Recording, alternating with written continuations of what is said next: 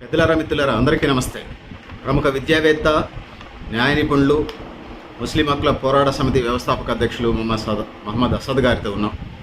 సార్ని మనం ఈరోజు అడిగే టాపిక్ ప్రస్తుత దేశ ఆర్థిక పరిస్థితులు గురించి. లోక్సభలో ప్రతిపక్ష నాయకుడు రాహుల్ గాంధీ పదే పదే ఆర్థిక సునామీ రాబోతుందని అంటున్నాడు. ద్రవ్యోల్బణం పెరగటం, పెట్రోల్ డీజిల్ ధరలు పెరగటం, మధ్యతరగతి సామాన్య ప్రజల పేదరికంలో మగ్గుతున్న పరిస్థితుల్ని, ఎదుర్కొంటున్న సమస్యల్ని విశ్లేషణ చేయమని కోరుతా ఉన్నాం, అడుగుతా ఉన్నాం. Sir right. దేశ పౌరులందరికీ ముందుగా నమస్కారాలు. భారతదేశంలో ఆర్థిక పరిస్థితి ఒక సునామీ వలె రాబోతుంది అని చెప్పి ప్రతిపక్ష నాయకులు పదే పదే రాహుల్ గాంధీ గారు విశ్లేషించడం అనే విషయాన్ని మీరు పేర్కొన్నారు. అది వాస్తవం. 2014 ప్రధానమంత్రిగా నరేంద్ర మోడీ ఏ ఆశయాలతో అయితే ఈ భారతదేశ ప్రభుత్వంలోకి అడుగుపెట్టారో, ఎప్పుడైతే దేశ ప్రధానమంత్రిగా ప్రమాణ స్వీకారం చేశారో, దానికంటే ముందు నేపథ్యాన్ని కనుక గమనించినట్లయితే ఎకనమిస్ట్ అయినటువంటి దివంగత ప్రధానమంత్రి మన్మోహన్ సింగ్ గారు ఆర్థిక పరిస్థితులన్నీ దెబ్బతీశారు. దేశ ఆర్థిక పరిస్థితి గాడి తప్పింది, ఆర్థిక మాంద్యం వచ్చింది, ద్రవ్యోల్బణం పెరిగింది, జీడిపి తగ్గింది అని అనేక సందర్భాల్లో బహిరంగ సభల్లో వారు ఉపన్యాసం ఇస్తూ ప్రసంగిస్తూ, నేను కనుక దేశ ప్రధాని అయినట్లయితే రూపాయి విలువ పడిపోకుండా చూస్తానని చెప్పి రూపాయి విలువ 35 రూపాయలు 40 రూపాయలు వెళ్ళింది. బ్యారెల్ ధర తక్కువ ఉన్నప్పటికీ పెట్రోల్ డీజిల్ ధరలు విపరీతంగా పెరుగుతూ ఉన్నాయి, బంగారపు ధరలు పెరుగుతూ ఉన్నాయి. వాటన్నిటినీ నేను అద్భుతంగా కంట్రోల్ చేయగలను, నాకు అన్నీ తెలుసు అని చెప్పి నాడు బహిరంగ సభల్లో దేశ ప్రజలందరికీ ఉద్దేశించి అనేక హామీలు ఇచ్చి 2014 నుంచి నేటి వరకు 2026 వరకు అతిపెద్ద కాలం ప్రధానమంత్రిగా కొనసాగుతూ అనేక సమస్యల్లో ఇవాళ ఈ దేశాన్ని వారు నెట్టేశారు. ఆర్థిక పరమైన చాలా ఇబ్బందులు ఒడిదుడుకులు ఈ దేశం ఎదుర్కోబోతూ ఉంది. ఇవాళ స్టాక్ అంతా కుప్పకూలే పరిస్థితి వచ్చింది. ఈ పరిస్థితిని మనం అర్థం చేసుకోవాలి అంటే దేశ పౌరులందరికీ ఒక ఉదాహరణ ఇవ్వాలి. ఎకనమిస్ట్ అయినటువంటి మన్మోహన్ సింగ్ గారు 2008లో అతను అధికారంలో ప్రధానమంత్రిగా ఉన్నప్పుడు లేమన్ బ్రదర్స్ బ్యాంక్ అమెరికాలో కుప్పకూలింది. దాదాపు 600 నుంచి 800 బిలియన్లుకి సంబంధించిన ఆర్థిక పరమైన పూర్తి ఒత్తిడిలోకి అమెరికా వెళ్ళింది. ఆ సమయంలో అక్కడ ఆర్థిక మాంద్యం రావడంతో పాటు ద్రవ్యోల్బణం పెరిగి 2.5% గ్లోబల్ మార్కెట్ అంతా కూడా కుప్పకూలే పరిస్థితి వచ్చి ఆర్థిక పరిస్థితి అంతా కూడా అమెరికాలో పూర్తిగా కనుమెరుగయ్యే పరిస్థితి వచ్చినప్పుడు, అలాగే యూకే లాంటి అగ్రదేశాలకు సంబంధించిన ఆర్థిక పరిస్థితి 2%కి దిగజారినప్పుడు, భారతదేశంలో ఆ సునామీని, ఆ ఆర్థిక పరిస్థితిని గ్లోబల్గా గమనించినటువంటి ఒక ఎకనమిస్ట్ ప్రధానమంత్రి 3-4 వెంటనే కార్యాచరణ పథకాలు అమలు చేసి ప్రజల్లోకి దాదాపు 1,35,000 కోట్లు మన్రేగా పాలసీ ద్వారా కానీ, లోన్స్ రూపంలో కానీ, అనేక విధానాల ద్వారా కానీ ప్రజల్లో డబ్బు ఉండేలా చూసి బ్యాంకుల యొక్క ఇంట్రెస్ట్లను తగ్గించి, అలాగే మార్కెట్స్ అన్నింటినీ కూడా పటిష్టపరిచే విధానంలో భాగంగా ఎక్స్పోర్ట్ ఇండస్ట్రీకి సంబంధించి చాలా వరకు రాయితీలు ఇచ్చి అక్కడ అన్ఎంప్లాయ్మెంట్ పరిస్థితి రాకుండా ఒక గట్టి ఆలోచనతో, మంచి పాలసీస్తో, స్ట్రాటజిక్ పాలసీస్తో ముందుకెళ్ళిన విషయాన్ని మనం గమనించాలి.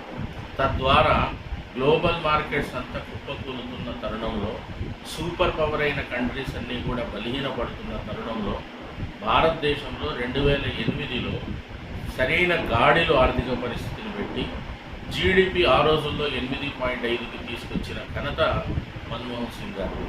దీన్ని బట్టి మనకేం తెలుస్తుంది అంటే, చదువుకున్న ఎకనమిస్టు లేదా బాగా ఆలోచన ఉన్నటువంటి మేధావి కనుక ప్రధానమంత్రి అవుతే దేశ ఎటువంటి పరిస్థితులైనా సరైన విధానంలో ముందుకు తీసుకెళ్ళడానికి అవకాశం ఉంటుంది.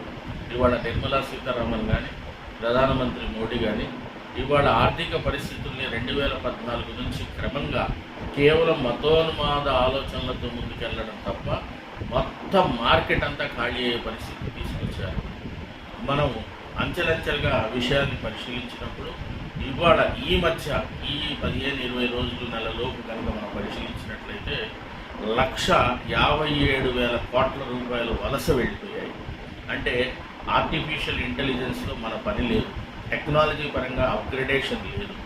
అంటే ఎక్కడ కూడా make in India, skill India అని చెప్పి పాలసీలు పెట్టారు తప్ప మేక్ ఇన్ ఇండియా లేదు, స్కిల్ ఇండియా లేదు. ఎటువంటి పొటెన్షియాలిటీస్ పెంచే అవకాశాలు లేనటువంటి విద్యా వ్యవస్థలు పెట్టడం, అలాగే టెక్నాలజీని అభివృద్ధి చేయకపోవడం, కేవలం డిజిటల్ ఇండియానో లేకపోతే ఏదో చెప్పి అరచేతిలో స్వర్గం చూపించే విధంగా పెట్టుబడులు కనీసం రాకుండా, అంటే బాహ్యము నుంచి ఇతర దేశాల నుంచి పెద్ద స్థాయిలో పెట్టుబడికి ఆకర్షించే విధంగా ఎటువంటి పాలసీలు లేకపోవడం శోచనీయమైన అంశం, గర్హనీయమైన అంశం.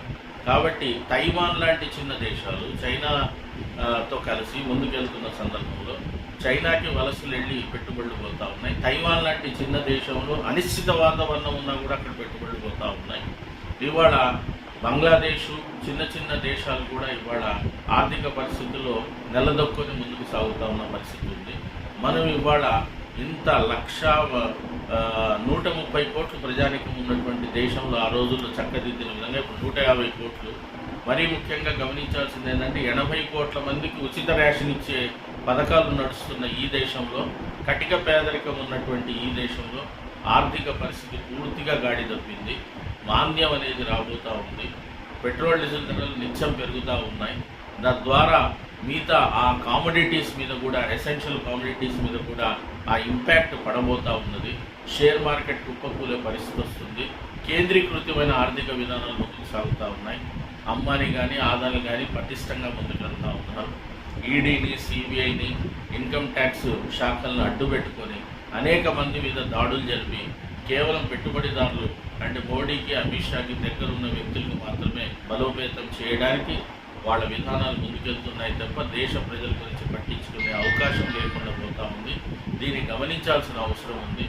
ఇవాళ మిగతా విషయాలను పక్కన పెట్టి అందరూ బడుగు బలహీన మైనారిటీ వర్గాలు, మధ్యతరగతి కుటుంబీకులు, కటిక పేదరికంలో మగ్గుతున్న వాళ్ళంతా కూడా ఇవాళ మీరు ధరలు పెరుగుతున్న క్రమంలో మీ అలవాట్లను మార్చుకోండి, ఎక్కువగా అది కొనకండి, పెట్రోల్ని తగ్గించండి, డీజిల్ని తగ్గించండి, బంగారం కొనడానికి వెళ్ళకండి. ఇది చెప్పే మాటలు కాదు, అవి సముచితమైన వ్యాఖ్యలు కావు.